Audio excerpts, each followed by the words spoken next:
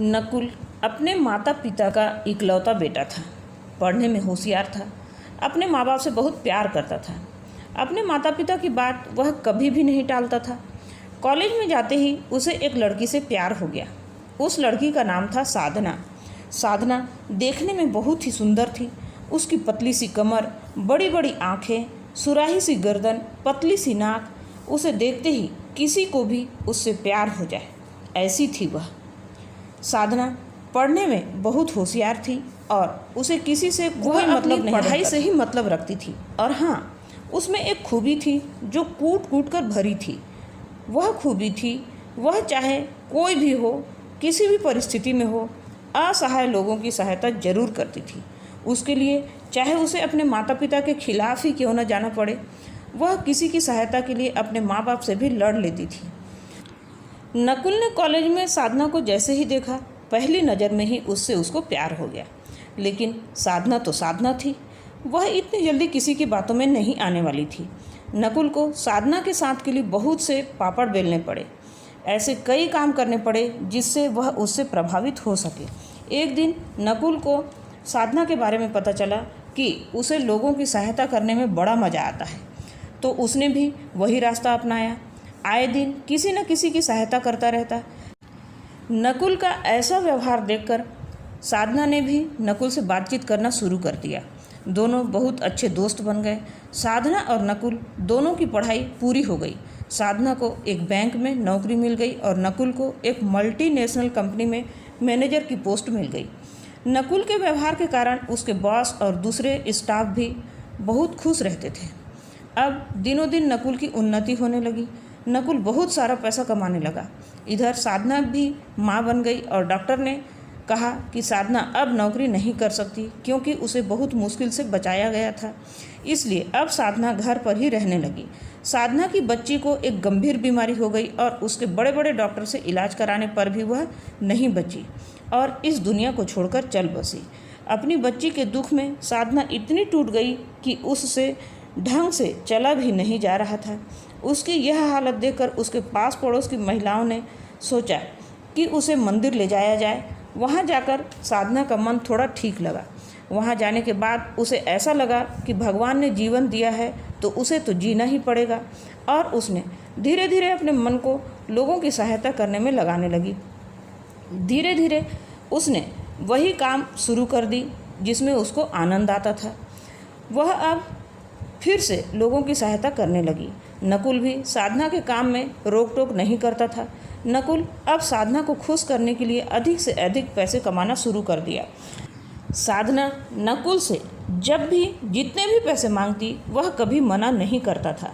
घर में हर जगह वह पैसे छुपा कर रखता था ताकि साधना को लगे कि उसके पति के पास पैसों की कमी नहीं है और वह दिल खोल कर लोगों की मदद करती रहती।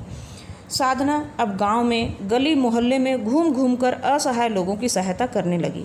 सभी लोग उसे खुश होकर आशीर्वाद देते।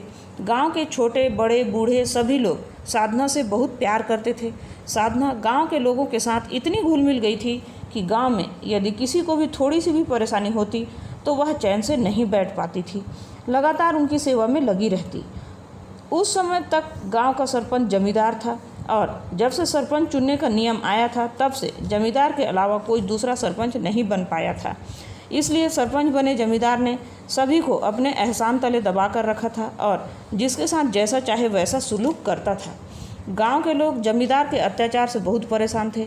जब अगला चुनाव आया तो गांव के सभी लोगों के मन में साधना के प्रति प्यार ने हिम्मत बढ़ा दिया था कि वे लोग अपने अधिकार के लिए लड़ सकते हैं।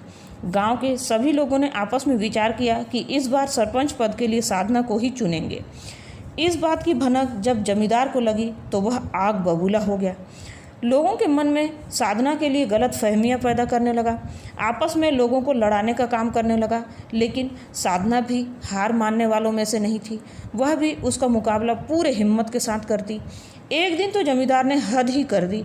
अपने ही नौकर को पूरे प्लानिंग के साथ घायल कर दिया और साधना के पास मदद मांगने के लिए भेज दिया और यह कहलवाया कि जमींदार ने उसे नौकरी से निकाल दिया है और बहुत मारपीट भी किया है। यह सब देखकर और सुनकर साधना को दया आ गई। साधना ने फौरन गाड़ी मंगवाई और उसे अस्पताल ले जाने लगी। बीच रास्ते में जमींदार ने उस नौकर की बीवी और बच्चे को ले जाकर साधना की गाड़ी को रुकवा दिया।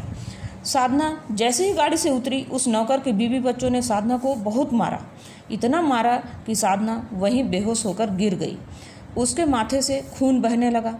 वह मदद के लिए हाथ हिला रही थी, लेकिन उस समय वहाँ कोई भी मौजूद नहीं था, क्योंकि जमींदार ने उस नौकर के बीवी बच्चों को और उस नौकर को ढेर सारा पैसा देकर वहाँ से कहीं दूर जाने के लिए कह दिया था। इत्तेफाक से साधना का पति नकुल उसी रास्ते से गुजर रहा था कि उसने देखा सड़क के किनारे कोई औरत पड़ी हुई है और वह दौड़कर उसके पास गया। वह साधना को देखते ही बेहोश होने लगा, लेकिन फिर थोड़ी देर में ही उसने अपने आप को संभाला।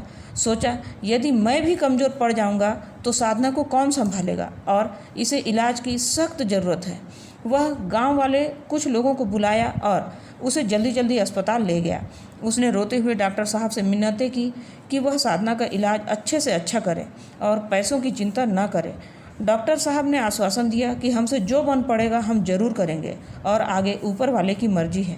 नकुल भगवान से प्रार्थना करने लगा कि भगवान साधना को ठीक कर दीजिए। साधना के सिर से खून अधिक बह जाने के कारण डॉक्टर भी साधना को नहीं बचा पाए। डॉक्टर ने बाहर आकर कहा कि हम साधना को नहीं बचा सके, तो नकुल वहीं पर फूट फूट कर रोने लगा और साधना के मौत का जिम्मेदार वह स्वयं को मानने लगा। वह यह सोचने लगा कि काश मैं जल्दी साधना को अस्पताल पहुंचा पाता।